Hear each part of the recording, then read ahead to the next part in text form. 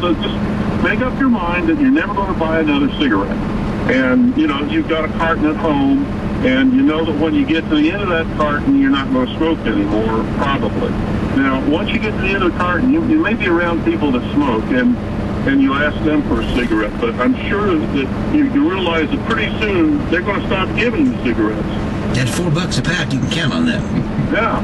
So whatever works. If you never buy another cigarette, I mean, it's easier to make up your mind that you're not going to ever buy another cigarette than it is to make up your mind I'm going to quit right now. Okay, good. That gives you time to think about it and work up to it. Yep. All right, Dave, thank you very much. Appreciate it much. Bob's in Flat Rock. What's going on, Bob? Yes, I just have a couple questions real quick. Mm-hmm. There's a lot of people that work in factories in different environments that it's so smoky and you can't really breathe. I don't know how people work in those environments.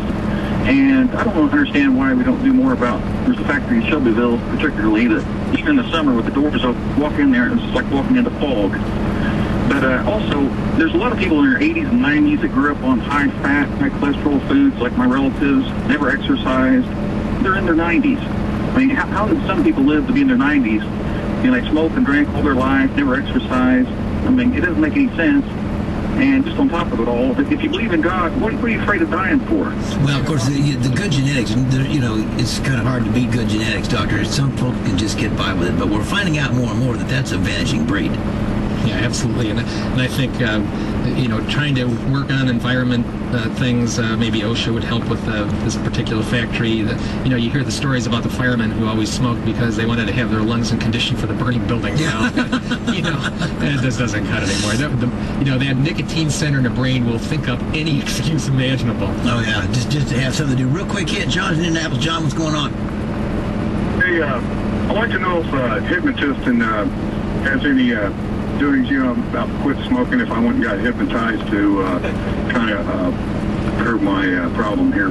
Well, I know from people that have done it, the answer is, first the question is, do you want to quit? Well, I'll tell you what, Greg, I went from 2.5 packs a day down to a pack, so... If you want to quit, hypnotism works by people, qualified professionals. But I can tell you from all the friends I've got that tried it, who love to smoke, they thought they were going to get talked out of it by a hypnotist. It didn't work.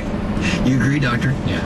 Whatever device works, if you're suggestible and that will help you make your decision to stop smoking, it's going to be you doing it in the end. Doctor, thank you so much. We appreciate it. God bless. Great to have you with us again. The news in 1 minute right here on 93 WIBC. WIBC. Well, now let's see. You have to die from something.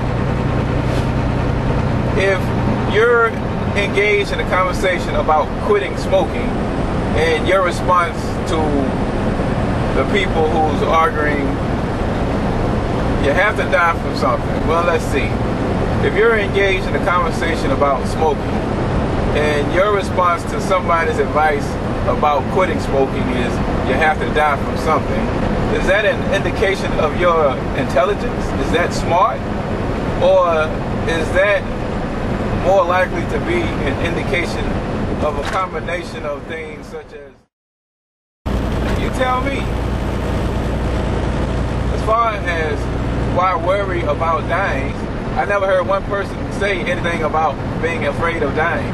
The argument has nothing to do with being afraid of dying, so that's a moot point. It is no point. And if you want to throw God into the mix, then are you not supposed to take better care of your body since it is the temple?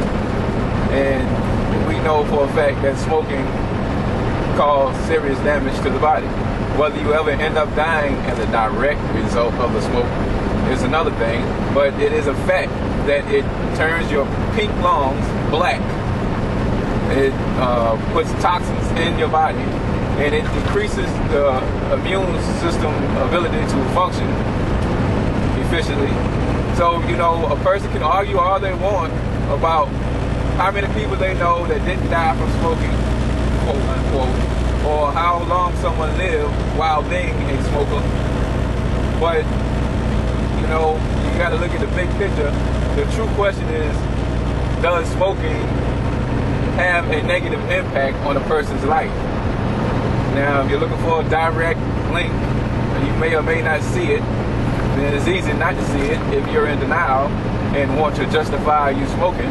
But the reality is, by the nature of the fact that it causes the immune system not to operate efficiently, then it's undeniable, or whether or not it's going to decrease the person's quality of life.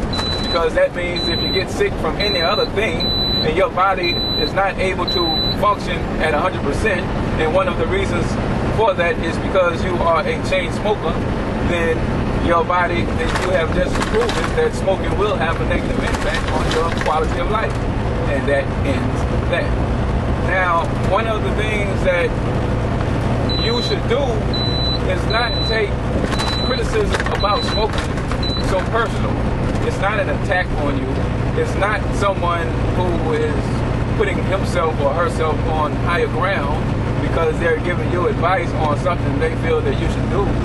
What you should do is internalize the information and see if the advice that they are giving makes sense or not, and see if maintaining your current position helps you out in the future, or if looking at the advice they're giving you helps you out in the future. And if you are not in denial and look at it in an objective way and open to listening to someone's advice, then you will easily be able to see that whether they intended to be harmful or not, truth of the matter is that quitting smoking is to your advantage. It makes your life better. It probably is going to make the people you love, it's not even a probably. It will help you to make the people who you love, it will help make their lives better, because if you smoke around them, that's one way directly, but also the fact that you probably end up not suffering from a lot of the diseases that smokers have to deal with. So if you got kids, or you got a wife, or you got a husband, then that's less time that y'all will spend on dealing with medical issues that put you in the hospital. That's less money that you have to spend with those medical issues. That's more time that you will be able to spend with your